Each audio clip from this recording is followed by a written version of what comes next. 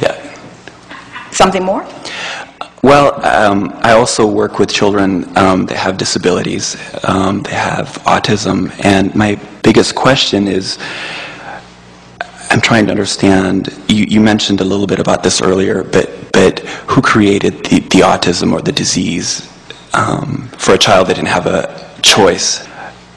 Everyone has a choice, and there are a number of things that we want to give you about this.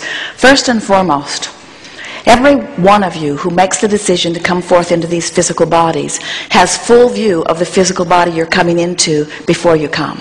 So no one gets trapped in a situation that is different from what they want. No exceptions to that. That's helpful to know.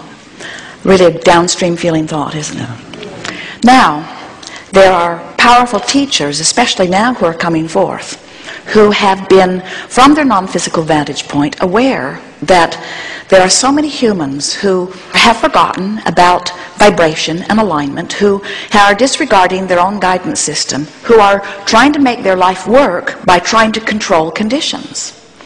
And the teacher in you knows that anybody that's trying to make anything better by controlling conditions is going to experience a life of futility, because there will always be those conditions you can't control, because it's not your job or your right or your ability to control what's going on in everybody's experience around you. Their lives are their lives to create and control.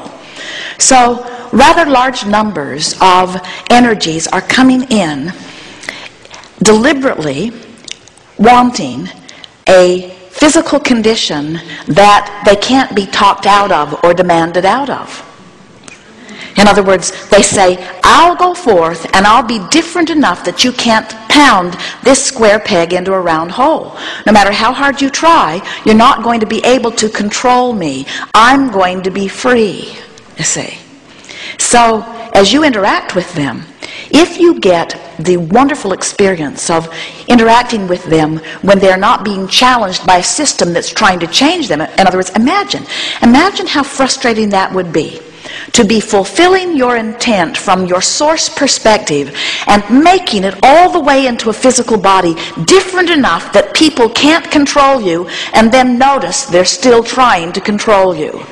That's the frustration and outrage that you see in them. They want to say to you, and if they were better with their words, they would say to you, wait a minute, I went to a lot of trouble to be different. You're supposed to leave me alone. And those that are in an environment where somebody's not now trying very hard to make them normal, you called it a disability, they would call it an advantage. In other words, from source perspective, it would go something like, I've decided that I'm going to take the powerful being that I am, and I'm going to go forth into a physical experience, and I'm going to be different enough that you can't control me, which means I'm going to be one of the few people on the planet that you'll ever meet that knows that I am free. Because I choose freedom over your approval of me. And then the society, who is embarrassed by them or worried about them, is forever trying to, oh, we'll just find one more way that we can bring you to normalcy. And they've come forth to say, we didn't want to be like you, that's why we chose to be different. We've come to offer a message that there is balance and value in our differences. We've come to teach unconditional love. Most people talk about unconditional love, but they don't live it. Most people say, oh, you're so sweet, I love you under those conditions, and you are so strange. I cannot love you under those. So if you would just be more like that, it would be ever so kind to me, because I want to love you, and if you were more like that, I would be able to love you. So just try to change a little bit so that I can feel better. Where unconditional love says, I want so much to be connected to Source that I will see whatever I'm looking at through the eyes of Source, which means I do not need you to be different so that I can feel better. I have the ability to adjust my gaze to align myself with Source. Unconditional love says, I will find connection with Source, and then I will look. Conditional love says, I will ask you to be the way I need you to be so that when I look, I will feel better. Huge difference. Unconditional love is absolute freedom. Conditional love is absolute bondage. So these blessed beings have come forth as teachers of freedom. And interesting, the most interesting thing of all,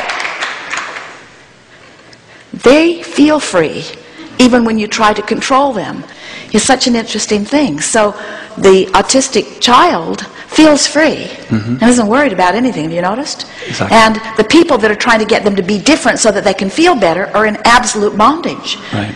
And the child says, I don't know what your problem is. And the teacher or parent says, you're the problem. And the child says, you kind of need to get over that because I can't change. If you're going to interact with me, you've got to discover unconditional love, and when you do, you'll be free like me.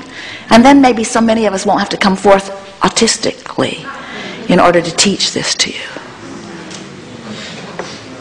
They're having a very good time. Yeah. Watch them up close and feel the joy of their being. And tell them, you need not change a hair for me. Bless you. That's right. Thank you.